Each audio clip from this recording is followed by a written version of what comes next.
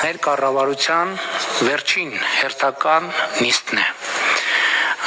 Ազգային ժողովի 9-րդ գումարման ազգային ժողովի ձևավորման առիթով եւ այդ օրը համանդրությամբ նախատեսված կարգով մենք Կիրակի օրը հրաժարական ենք տալու, որից հետո Հանրապետության նախագահը վարչապետ կնշանակի խորհրդանական մեծամասնության ներկայացրած տեխնացուին եւ հետեւաբար այս կազմով մենք հանդիպում ենք վերջին անգամ։ Ես ուզում եմ բոլոր ներկաներին շնորհակալություն հայտնել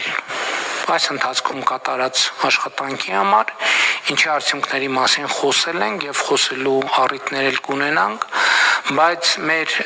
մի շարք գործընկերներ, ովքեր այստեղ ներկա են, հաջորդիվ գործունեության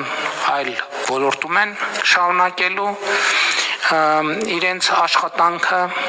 մեր գործընկերների մի մասը տեղափոխվելու է խորհրդարան ազգային ժողովի պատգամավորի կարգավիճակով, մեր